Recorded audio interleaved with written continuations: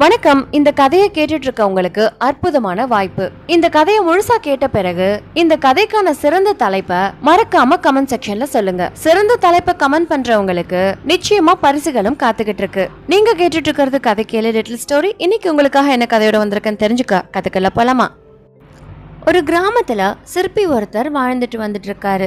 அவர் சிற்ப கலைகள்லயே தலை சிறந்தவர். தன் ஒளிய கொண்டு எந்த உருவத்தை நினைச்சு செதுக்கினாலும் அந்த உருவம் அப்படியே தத்ரூபமா இருக்கும். தெய்வீகமான சிற்பங்களையும் செதுக்கும் வல்லமை கொண்டவர். அவருக்குன்னு ஒரு தனி திறமையும் இருந்தது. அவர் தன் கைகளால எந்த கல்லை எடுத்து தன் ஒளியால அதுக்கு உயிர் கொடுக்கணும்னு நினைக்கிறாரோ அந்த கல் பேசுவதை இவரால உணர முடியும். இந்த தனி திறமையால அவருடைய புகழ் அந்த நாடு முழுவதும் பரவ ஆரம்பிச்சது. அந்த சமயத்துலதான் அந்த நாட்டின் ராஜா ஒரு கோவில் கட்டணும்னு ஆசைப்படுறாரு. அதையடுத்து அதற்கான பணிகளையும் தொடங்க ஆரம்பிக்கிறாரு. விக்கிரகத்துல வைக்கக்கூடிய கடவுள் சிலைய தத்ரூபமா செதுக்கக்கூடிய சிற்பிய தேடிக்கிட்டு இருந்தாரு. அப்பதான் இந்த சிற்பிய பத்தி அரசருக்கு தெரிய வருது. உடனே தன்னுடைய வேலையாட்களை விட்டு அந்த சிற்பிய அரண்மனைக்கு அழைத்து வரும்படி சொல்றாரு. அரசர் கட்டளைக்கிணங்க அந்த சிற்பியும் அரண்மனைக்கு வராரு. அவரை பார்த்த அரசர், சிற்பியே, உங்கள் புகழை பற்றி இந்த நாட்டில் உள்ள அனைவரும் பேசுகிறார்கள். உங்கள் திறமையை சோதிக்கும் நேரம் தான் இது. நம் நாட்டில் புதிதாக கோவில் கட்டலாம் என திட்டம் போட்டுள்ளோம். அதற்கு தத்ரூபமான தெய்வீக சிலை ஒன்றை வடிவமைக்க வேண்டும். அந்த சிற்பத்தை பார்த்தவுடன் தெய்வமே நேரில் வந்து காட்சி அளிப்பது போல் தோன்ற வேண்டும். அப்பேற்பட்ட தத்ரூபமான சிலையை உங்களால் வடிவமைக்க முடியுமா? அப்படி செய்துவிட்டால் பொன்னையும் பொருளையும் அள்ளி தருகிறேன். உங்களுக்கு 1 மாத காலம் அவகாசம். அதற்குள் அந்த தெய்வீகமான சிலையை செய்து முடிக்க வேண்டும் அப்படின்னு சொல்றாரு அரசர். அதை கேட்ட சிற்பியோ அரசரை பார்த்து, அரசே, நீங்கள் கூறியது போல் நான் ஒரு சிறந்த சிற்பியா என்பது எனக்கு தெரியாது. ஆனால் எந்த சிற்பத்தையும் என்னால் வடிவமைக்க முடியும். மேலும் அந்த சிற்பத்திற்கு உயிரையும் கொடுக்க முடியும். அனைத்தும் தெய்வம் அருளியது. நீங்கள் நினைத்தது போல் ஒரு தெய்வீகமான சிற்பத்தை நான் வடிவமைத்து தருகிறேன் அப்படின்னு அரசருக்கு வாக்குறுதி கொடுத்துட்டு அங்க இருந்து கிளம்புறாரு. அந்த சிற்பியோ தெய்வத்தின் சிற்பத்தை வடிவமைக்க வலிமையான கற்களை தேடி காட்டு பக்கமா போறாரு. அந்த காட்டு பாதையில நடந்து போகும்போது திடீர்னு ஒரு இடத்துல ஒரு கல்லு ஒண்ணு பாக்குறாரு. அத பார்க்கும் போதே அவருக்குள்ள ஒரு எண்ணம், இந்த கல்லுக்குள்ள தெய்வீகமான சிலை ஒண்ணு ஒளிஞ்சுகிட்டு இருக்கே, இந்த கல்லுல நாம செதுக்க ஆரம்பிச்சா அரசர் கேட்ட மாதிரியே தெய்வீகமான கடவுள் சிலைய வடிவமைக்கலாம் அப்படின்னு அவருக்குள்ள தோண ஆரம்பிக்குது.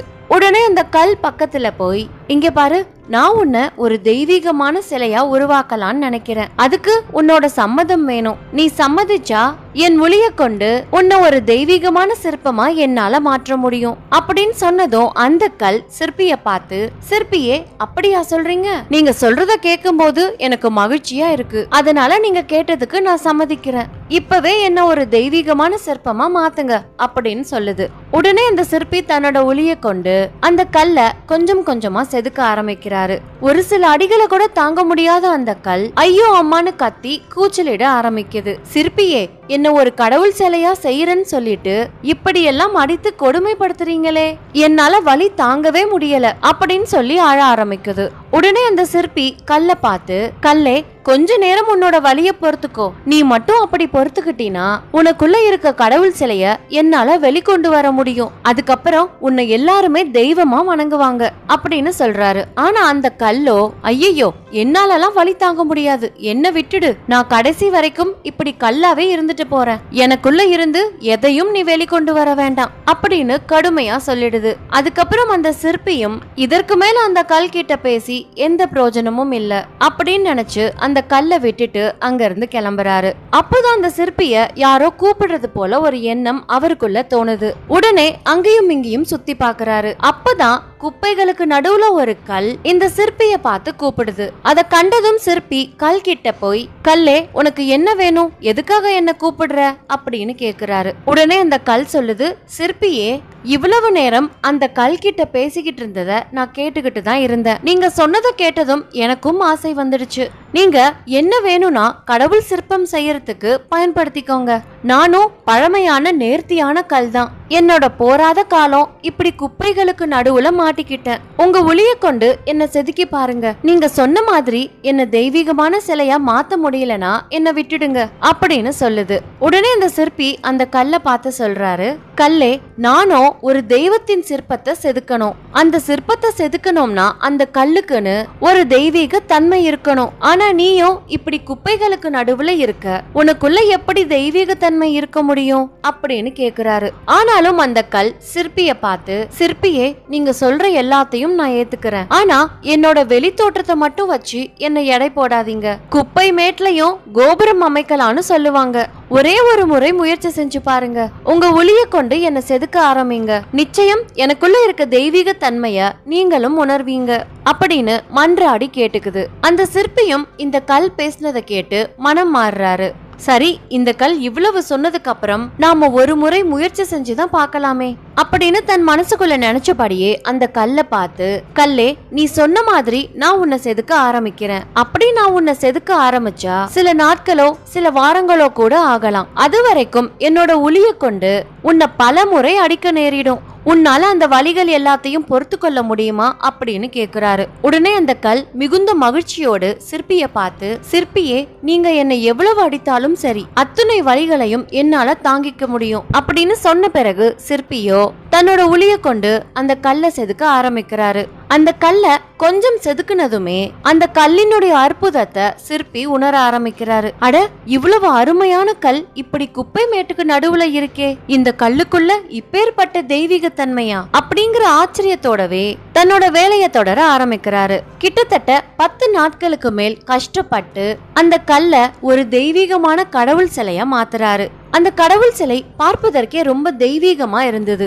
இறைவனே நேர்ல வந்து அருள் பாகிக்கிற மாதிரி இருந்தது. அதை பார்த்த சிற்பிக்கே அவ்வளவு ஆச்சரியம். நாம பண்ண சிற்பங்கள்லயே இதுதான் சிறந்த சிற்பம் அப்படிங்கிற எண்ணமும் அவருக்குள்ள தோணுது. உடனே இந்த சிற்பி தன்னோட சிற்பத்தோட மன்னரை சந்திக்கிறதுக்காக போறாரு. அந்த கடவுள் சிலைய பார்த்த அரசரோ மனம் பூரித்தபடி மிகுந்த மகிழ்ச்சியோட அந்த கடவுள் சிலைய வணங்கி நிக்கிறாரு. அதுக்கப்புறம் அந்த சிற்பிய பார்த்து, சிற்பியே, இவ்வளவு தத்ரூபமான சிலையை எப்படி செய்தீர்கள்? சாட்சாத் அந்த கடவுளே நேரில் வந்து நிற்பது போல் இருக்கிறது அப்படின்னு மனமாற பாராட்டுறாரு. கோவில் கட்டப்பட்டு அந்த சிலை கருவறைக்குள்ளும் வைக்கப்படுது. அந்த சிற்பத்தை பாக்குறதுக்குனே அந்த ஊர் மக்கள் எல்லாரும் தினம்தோறும் வர ஆரம்பிச்சாங்க. அதை கண்டு அந்த சிலைக்கும் ஏகப்பட்ட சந்தோஷம். தன்னை இவ்வளவு அழகா வடிவமைத்த சிற்பிய பார்த்து அந்த சிலை, சிற்பியே, எனக்குள்ள இருக்கக்கூடிய தெய்வீக தன்மைய இவ்வளவு அழகா வெளிக்கொண்டு வந்திருக்கீங்க. எங்கேயோ குப்பை மேட்டுக்குள்ள இருந்த என்ன இப்படி கோபுரத்துக்கு நடுவுல உட்கார வச்சிருக்கீங்க அப்படின்னு சொல்லி சந்தோஷப்படுது.